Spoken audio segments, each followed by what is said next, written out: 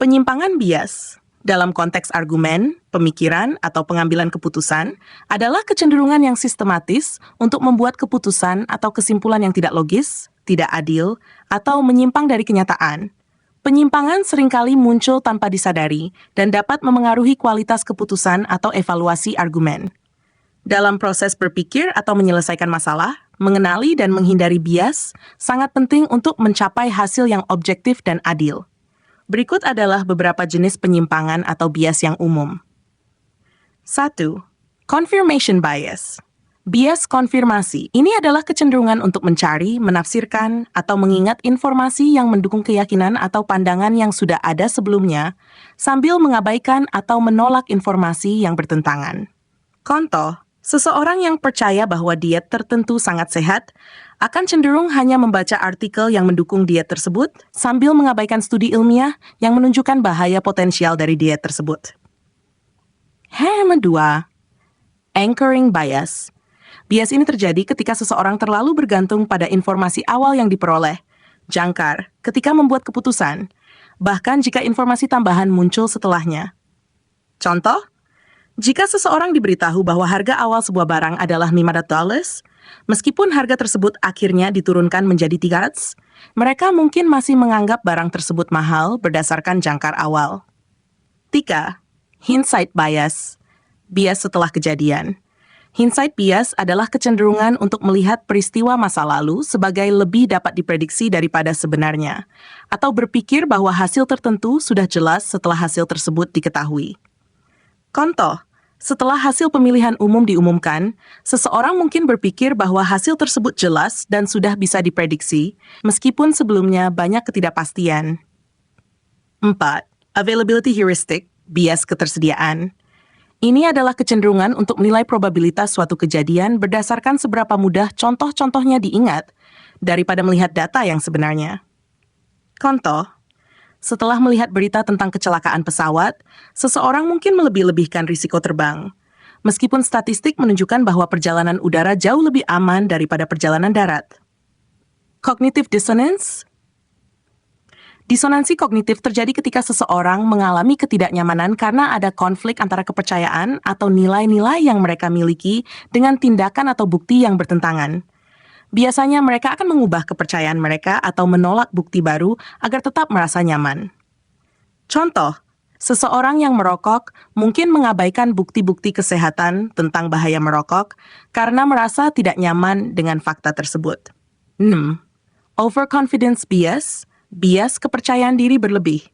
Bias ini terjadi ketika seseorang memiliki kepercayaan yang berlebihan terhadap pengetahuan atau kemampuan mereka, seringkali tanpa dasar yang kuat. Seorang investor mungkin merasa sangat yakin bahwa ia bisa memprediksi pergerakan pasar saham meskipun bukti statistik menunjukkan bahwa prediksi pasar sangat sulit. 7. Status quo bias.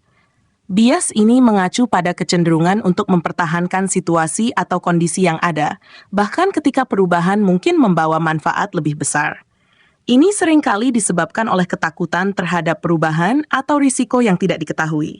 Contoh, meskipun ada teknologi yang lebih baru dan lebih efisien, sebuah perusahaan mungkin memilih untuk tetap menggunakan sistem lama karena enggan menghadapi risiko atau biaya perubahan. Bandwagon effect, efek ikut-ikutan. Ini adalah kecenderungan seseorang untuk mengikuti keyakinan atau tindakan mayoritas, hanya karena banyak orang lain yang melakukannya.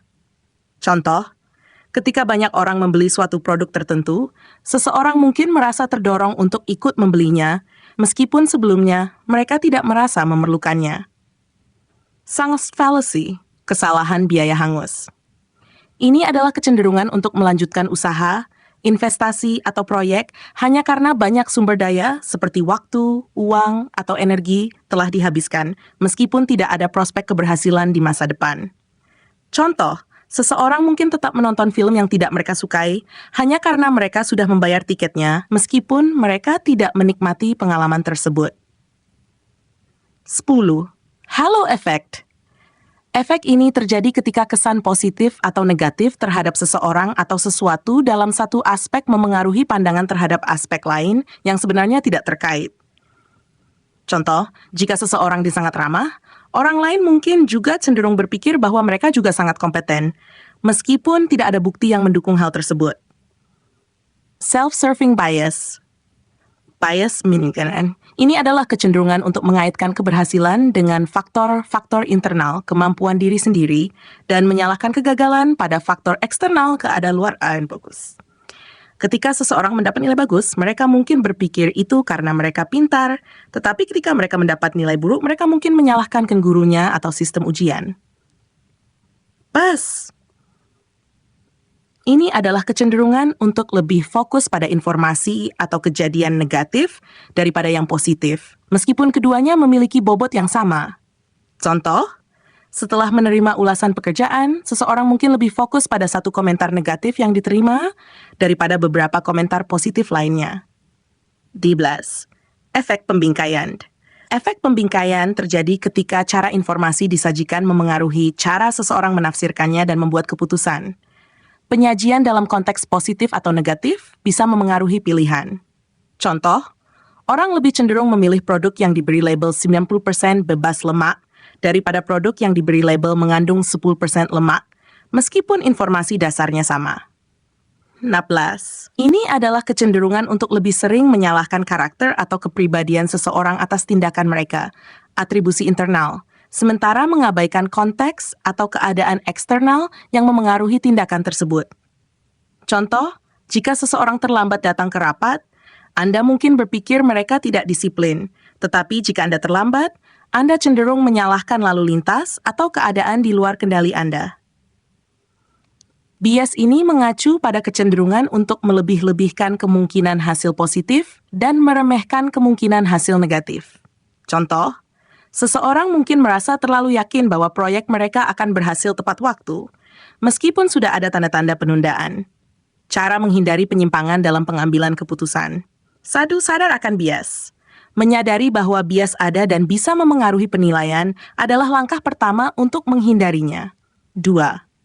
Mengumpulkan lebih banyak data. Hindari membuat keputusan hanya berdasarkan informasi yang terbatas. 3. Mencari sudut pandang yang berbeda. Melibatkan orang lain dengan pandangan yang berbeda dapat membantu mengurangi bias pribadi. 4. Menggunakan pendekatan logis. Evaluasi argumen berdasarkan logika dan bukti, bukan hanya persepsi pribadi atau emosional. Menyadari berbagai bentuk penyimpangan ini dapat membantu meningkatkan kualitas pengambilan keputusan, baik dalam konteks pribadi maupun profesional. Demikian, semoga bermanfaat.